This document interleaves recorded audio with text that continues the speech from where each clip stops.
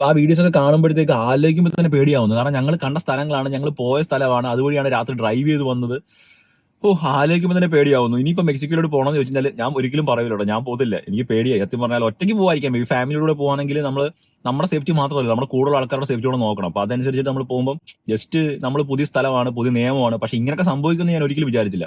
നമ്മൾ അങ്ങോട്ടേക്ക് പോകുന്നു പറഞ്ഞപ്പോഴത്തേക്ക് ഫാമിലി എല്ലാവരും പറഞ്ഞു അങ്ങോട്ട് പോകരുത്, കാരണം മെക്സിക്കോ അത്ര നല്ല രാജ്യമല്ല, സേഫ്റ്റിയിൽ പ്രശ്നങ്ങളുണ്ട്. ഈവൻ കാനഡ വെബ്സൈറ്റിൽ പോലും കൊടുത്തിട്ടുണ്ട്, മെക്സിക്കോയിൽ കുറെ സ്ഥലങ്ങളൊക്കെ പറയുന്നുണ്ട്, അങ്ങോട്ടേക്ക് പോകരുതെന്ന് പറയുന്നുണ്ട്. ഇപ്പൊ നിങ്ങൾ നോക്കിയേ, മെക്സിക്കോ നിന്ന് കത്തുകയാണ്. അവിടുത്തെ പെട്രോൾ പമ്പൊക്കെ ആൾക്കാർ വന്ന് കൈയടക്കി വെറുതെ കത്തിച്ച് വിടുവാണ്. പെട്രോൾ പമ്പൊക്കെ ഗ്യാസ് ചുമ്മാ തറയിൽ ഒഴിച്ച് കത്തിക്കുകയാണ്. അതുപോലെ തന്നെ റോഡിൽ കൂടെ വരുന്ന കാറൊക്കെ തടഞ്ഞു നിർത്തിയിട്ട് ആൾക്കാരൊക്കെ ഇറക്കി വിട്ടിട്ട് തോക്ക് ചൂണ്ടി ഇറക്കി വിടുക, എന്നിട്ട് നടു റോഡിലിട്ട് ആ കാറ് കത്തിക്കുകയാണ്. റോഡെല്ലാം ബ്ലോക്ക് ചെയ്തു, എല്ലാ ഫ്ലൈറ്റും സ്റ്റോപ്പ് ചെയ്തു, എയർപോർട്ട് എല്ലാം അടച്ചു. എന്റെ പൊന്നോ, അവിടെയുള്ള ഈ കനഡിയൻസും അതുപോലെ അമേരിക്കയിൽ നിന്ന് വന്ന ആൾക്കാർക്ക് ഒത്തിരിയും പേരുണ്ട്. കാരണം ഇവിടെ വിന്റർ ആണല്ലോ, മഞ്ഞ് പെയ്യുന്നതുകൊണ്ട് തന്നെ ഇവിടുന്ന് ആൾക്കാർ ഒത്തിരിയും പേര് അങ്ങോട്ട് പോകും. ഇപ്പം ഫെബ്രുവരി, മാർച്ച് ആ സമയത്തൊക്കെയാണ് പീക്ക് ടൈം. അങ്ങനെ വരുമ്പോഴത്തേക്ക് ഒത്തിരി ആൾക്കാർ അവിടെ ഉണ്ട്, അവർക്കൊക്കെ ഷെൽട്ടർ ഒരുക്കിക്കൊണ്ടിരിക്കുകയാണ്. പക്ഷേ എത്രത്തോളം എങ്ങനെ അത് ഗവൺമെന്റ് അത് ഹാൻഡിൽ ചെയ്യും? കാരണം മെക്സിക്കോ എന്ന് പറഞ്ഞ രാജ്യം ഇപ്പൊ ട്രംപുമായിട്ടുള്ള ഇഷ്യൂസ് ഒക്കെ കാരണം ഭയങ്കരമായിട്ട് അത്രത്തോളം ഒരു ഫ്രണ്ട്ലി അല്ല. അപ്പൊ അങ്ങനെ വരുമ്പോഴത്തേക്ക് എനിക്ക് അറിഞ്ഞുകൂടെ എങ്ങനെ ആയിരിക്കും. അപ്പൊ നിങ്ങൾ ട്രാവൽ ചെയ്യാൻ പ്ലാൻ ചെയ്യുന്നുണ്ടെങ്കിൽ നോക്കുക, സേഫ് ആയിട്ട് തന്നെ പോവുക. ഈ കാൻകൂൺ എന്ന് പറഞ്ഞ സ്ഥലമുണ്ട്, കാൻകൂൺ, മെറിഡ എന്ന് പറഞ്ഞ സ്ഥലങ്ങളൊക്കെ ഉണ്ട്. അതായത് മെക്സിക്കോ ഇങ്ങനെ വളഞ്ഞൊരു വാല് പോലെ മേപ്പോട്ട് കിടപ്പുണ്ട്.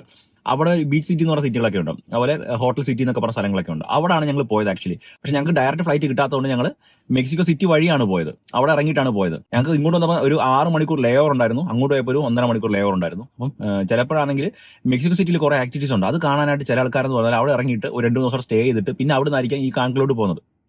അങ്ങനെ വരുമ്പോൾ നിങ്ങൾ ശ്രദ്ധിക്കുക, നിങ്ങൾക്കൊരു ബീച്ചൊക്കെയാണ് പോകാനായിട്ട് താല്പര്യമുണ്ടെന്നുണ്ടെങ്കിൽ ഒരു കാരണവശാലും അങ്ങനെ ഫ്ലൈറ്റ് എടുക്കാതിരിക്കുക, ഡയറക്റ്റ് കാൻകൂൺ എടുക്കുക. കാൻകൂൺ ഡയറക്റ്റ് കിട്ടുമെന്ന് എനിക്ക് അറിയത്തില്ല, എല്ലാം കണക്ഷൻ ആയിരിക്കും. എങ്കിൽ പോലും ഡയറക്റ്റ് ഉണ്ടെങ്കിൽ ഡയറക്റ്റ് എടുത്ത് തന്നെ പോകാൻ ശ്രമിക്കുക. കാരണം അവിടെ അത്രത്തോളം വിഷയമില്ല. കാരണം അവിടെ എന്ന് പറഞ്ഞാൽ എല്ലാം ലക്ഷറി ഹോട്ടൽസും റെസിഡൻസ് അവിടെ താമസിക്കുന്നില്ല. കാരണം ഈ യു.എസ്. ബോർഡർ ചെയ്യുന്ന സ്ഥലം ഉണ്ടല്ലോ, അവിടാണ് കൂടുതൽ പ്രശ്നമുള്ളത്. ഈ മെക്സിക്കോ സിറ്റിയുമായിട്ട് ബന്ധപ്പെട്ട് ആ ലൊക്കേഷനിലാണ് കൂടുതൽ പ്രശ്നങ്ങളുള്ളതെന്നാണ് ഞാൻ അറിഞ്ഞത്. അപ്പൊ അതുകൊണ്ട് തന്നെ നിങ്ങൾ ഇപ്പം വിന്റർ ആണ്, നിങ്ങൾക്കൊന്ന് കാനഡയിൽ നിന്ന് പുറത്ത് പോയി വേറെ എവിടെയെങ്കിലും പോകണം, അല്ലെങ്കിൽ യു.എസിലുള്ള ആൾക്കാരാണ് അല്ലെങ്കിൽ യൂറോപ്പിലുള്ള ആൾക്കാരാണ്, നിങ്ങൾ ജസ്റ്റ് ഒന്ന് മെക്സിക്കോയിലോട്ട് പോകണം എന്നൊക്കെ ഉണ്ടെങ്കിൽ നിങ്ങൾ ജസ്റ്റ് ഈ പറഞ്ഞ കാൻകൂൺ എന്ന് പറഞ്ഞ സ്ഥലത്തേക്ക് നോക്കുക. അവിടെ വലിയ കുഴപ്പങ്ങളൊന്നുമില്ല.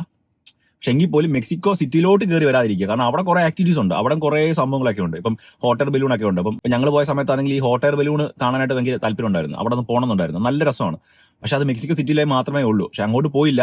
എന്തായാലും കാര്യമായി ഞങ്ങൾ തിരിച്ചു വന്നിട്ടുണ്ട്. ഒന്നും പറയണ്ട എന്റെ പൊന്ന് ഗൈസ്, ഇത്രത്തോളം ഞാൻ എക്സ്പെക്ട് ചെയ്തില്ല. ഈ സംഭവത്തിന് ശേഷമാണ് ഞങ്ങൾ നോക്കിയിരുന്നെങ്കിൽ എനിക്ക് അറിഞ്ഞൂടാ മെക്സിക്കോ എന്ത് സംഭവിച്ചു, ഒറ്റ ദിവസം കൊണ്ട് മാറിയണ്ടോ. വീഡിയോസ് എടുത്ത് നോക്കിക്കഴിഞ്ഞാൽ പേടിച്ചു പോകും നമ്മൾ, എന്ത് പെട്ടെന്നാണല്ലേ ഈ ലോകം മാറുന്നത്. എന്തായാലും ഞങ്ങൾ സേഫാണ്. Thank you so much. ഒത്തിരിയും പേര് മെസ്സേജ് ചോദിച്ചിട്ടുണ്ടായിരുന്നു, എല്ലാവർക്കും നന്ദി, താങ്ക് യു.